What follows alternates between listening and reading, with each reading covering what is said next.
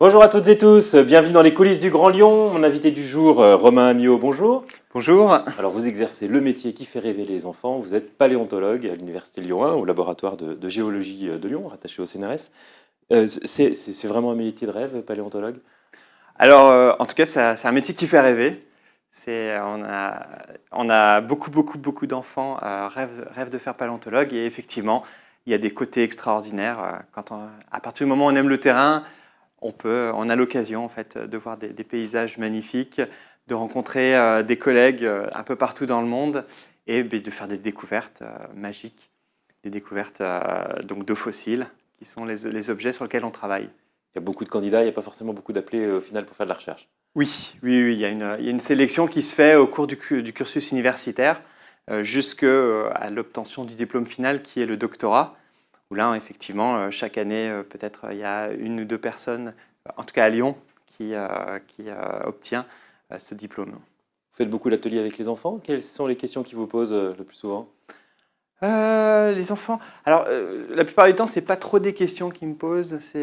En fait, ils m'expliquent ce que sont les dinosaures. Ils m'expliquent quels sont leurs dinosaures favoris. Donc, Souvent, ils connaissent très bien, hein. oh là là, ils en savent beaucoup plus que moi, très souvent. Dernière question de ce genre, vous allez voir Jurassic Park avec plaisir ou il y a trop d'invraisemblances pour vous? Moi, je suis très bon public, donc Jurassic Park, j'aime beaucoup. Effectivement, d'un point de vue purement scientifique, on est très loin de la réalité. Mais bon, pour les besoins d'émotions fortes, je comprends qu'ils prennent des libertés. Et moi, ça me va très bien.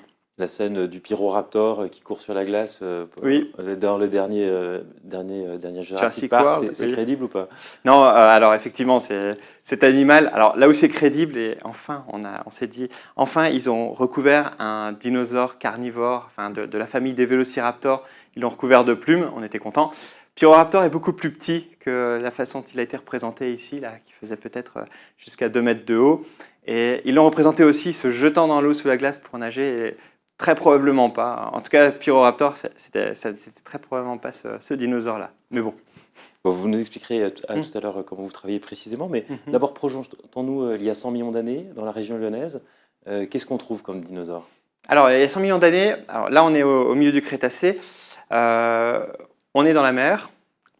Alors, on a peu d'archives de cette période-là. Il faut remonter encore plus en arrière. Il faut peut-être remonter plutôt jusqu'à 145 millions d'années, là à la fin du Jurassique. Donc là, on commence à avoir des sédiments marins qui n'ont pas été érodés par le temps, par le Rhône, etc. Et on peut trouver donc dans les roches, dans les sédiments marins, on peut trouver donc des ammonites en très grande quantité, des coquillages, voilà, c'est ça, dans lequel un animal avec des tentacules vivait, c'était un prédateur marin. On peut trouver des reptiles marins, des ichthyosaures, des plésiosaures. Et si on monte un petit peu dans l'Ain... Des reptiles qui pouvaient être impressionnants. Hein, oui, certains pouvaient atteindre plusieurs mètres, voire plusieurs dizaines de mètres de long pour certaines espèces. Et effectivement, c'était les grands prédateurs des océans de cette époque. Donc ça, on n'en a pas retrouvé encore, on sait qu'il y en avait. Si, on a trouvé quelques restes.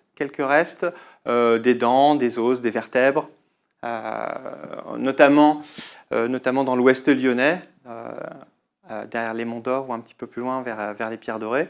On en a trouvé également vers Crémieux. En arrière de Crémieux, il y a des carrières dont les sédiments sont datés de cette période, là, de la fin du Jurassique ou du Jurassique supérieur, dans lequel on a trouvé effectivement des fragments de mâchoires, des os, qui nous indiquent qu'il y avait des grands prédateurs marins à cette époque. Et alors, il faut s'éloigner un tout petit peu de Lyon pour trouver un peu des dinosaures terrestres, notamment dans l'Ain. Oui, alors dans l'Ain, ça a été une découverte il y a quelques années par un géologue qui s'appelle Patrice Landry, qui a trouvé en surface de bancs de la fin du Jurassique des énormes empreintes de dinosaures. Et le site le plus connu, qui s'appelle le site de Plagne, donc à côté de la commune éponyme, a livré une piste de plus de 150 mètres de long d'un immense dinosaure sauropode, donc un espèce de cousin du Diplodocus, mais appartenant à un autre groupe. Et cette piste, en fait, a été dégagée pendant plusieurs années par une équipe lyonnaise avec l'aide d'étudiants. Et c'est probablement l'une des plus longues pistes qui a été trouvée au monde. Et donc, ils ont construit depuis un musée sur site que vous pouvez visiter. Et on trouve aussi des restes dans le Jura, vers Serein. Oui, vers Serein, donc la petite commune de Serein-Marchand. Ça a été juste derrière, il y avait une carrière de calcaire lithographique, donc qui servait à une époque pour faire donc des impressions, ce qu'on appelait les lithographies. Et dedans ont été découverts donc de nombreux restes, des poissons, des reptiles, crocodiles, tortues, des empreintes aussi de déplacements d'animaux, des pas. Et Lyon, enfin le laboratoire de Lyon, à cette époque, a voulu entreprendre une grande campagne de fouilles. Ça a duré une vingtaine d'années.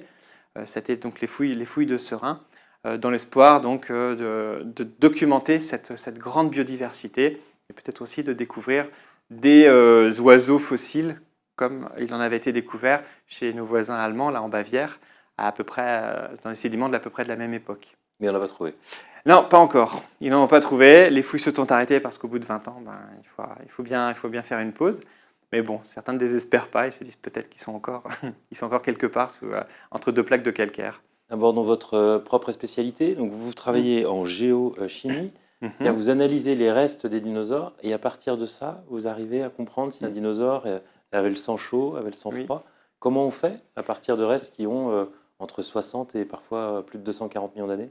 Alors, on se base effectivement. Alors, l'objectif, c'est les restes fossiles en fait, qui ont préservé les éléments à l'origine, donc qui étaient des éléments qui constituaient l'os ou la dent de l'animal.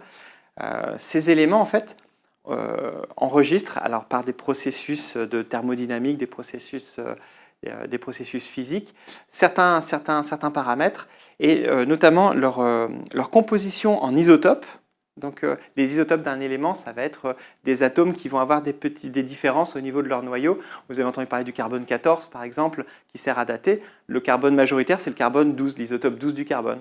Après, il y a l'isotope 13, l'isotope 14, qui lui est radioactif. Pour l'oxygène, pour d'autres éléments, c'est la même chose. Donc, il y a plusieurs isotopes. Et donc, en mesurant le rapport d'abondance entre deux isotopes, on sait que ce rapport d'abondance va dépendre de processus. Et en connaissant ces processus, on peut interpréter ça en termes de température, de biologie. On sait par exemple que le rapport d'abondance de l'oxygène va dépendre de la température à laquelle s'est formé un élément. Par exemple, l'os va se former à la température corporelle de l'animal. Donc si c'est un animal à sang chaud qui est à 37 degrés, son oxygène, les isotopes qui constituent, de l'oxygène qui constituent ses os, vont enregistrer 37 degrés. Et donc, nous, on va essayer de retrouver à quelle température donc, se sont formés les os d'animaux disparus comme les dinosaures. Donc, c'était notamment une question qu'on s'était posée. Est-ce que les dinosaures étaient à sang chaud, à sang froid? Donc là, maintenant, c'est une question qui a été répondue il y a maintenant une vingtaine d'années. Notamment, j'y ai contribué lors de ma thèse. Et donc, c'était des animaux à sang chaud. Et en quoi c'est important de savoir que les dinosaures avaient le sang chaud? Alors, en quoi c'est important? Ça nous permet de mieux comprendre, en fait, d'expliquer surtout leur succès évolutif, leur distribution sur tous les continents, à toutes les latitudes, pendant une longue période de temps, sur les 170 millions d'années qu'ont duré leur existence. Et notamment, il faut savoir qu'un animal à sang chaud a la capacité justement de résister au froid. Et donc, ça nous permet de comprendre pourquoi on en trouvait jusqu'aux latitudes polaires pendant le Jurassique, pendant le Crétacé. L'inconvénient, par contre, d'avoir le sang chaud, c'est d'avoir des besoins énergétiques énormes pour pouvoir maintenir son corps à une température élevée. Donc, il faut manger énormément. Donc, c'est 10 fois plus qu'un animal à sang froid. Oui, carrément. Oui, c'est beaucoup plus qu'un animal à sang froid. Il faut dire, par exemple, que si on prend dans la savane africaine, un crocodile va se choper un gnou, il va le digérer pendant des semaines. Un lion, il va avoir besoin de manger beaucoup plus régulièrement. Alors, idéalement chaque jour, mais bon, on sait que c'est toujours difficile de chasser une proie. Mais en tout cas, ces différences de besoins énergétiques, en fait, peuvent, en tout cas, nous renseignent sur la manière dont les différents animaux d'un écosystème interagissaient. C'est ce qu'on appelle, c'est de l'écologie en fait. Et actuellement, vous travaillez plus sur les stratégies de reproduction. Quels sont les lieux de ponte? Qu'est-ce que vous espérez découvrir sur les dinosaures? Alors, c'est un autre aspect en fait des stratégies qu'utilisent les dinosaures pour exploiter au mieux leur environnement. C'est comment en fait ils adaptent leur stratégie de reproduction au milieu dans lequel ils vivent.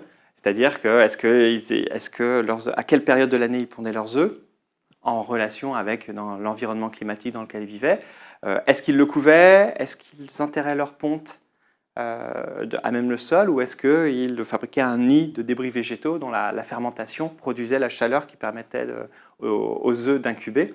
Et tout ça, en fait, c'est fortement lié au climat et à l'environnement dans lequel ils vivaient. Donc l'idée, c'était de regarder comment l'évolution ou le changement climatique au cours de l'époque des dinosaures, le Mésozoïque, a influé sur ces stratégies et sur justement leur distribution dans l'espace. Avec l'espoir de comprendre comment peuvent s'adapter les différents êtres vivants au réchauffement climatique actuel. Tout ça, oui, effectivement, c'est pour documenter, grâce à la paléontologie, en fait, la réponse de la biodiversité au changement climatique.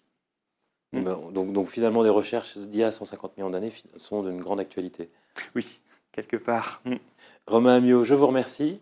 Et moi, je vous dis Merci. à demain pour une nouvelle émission des coulisses du Grand Lion.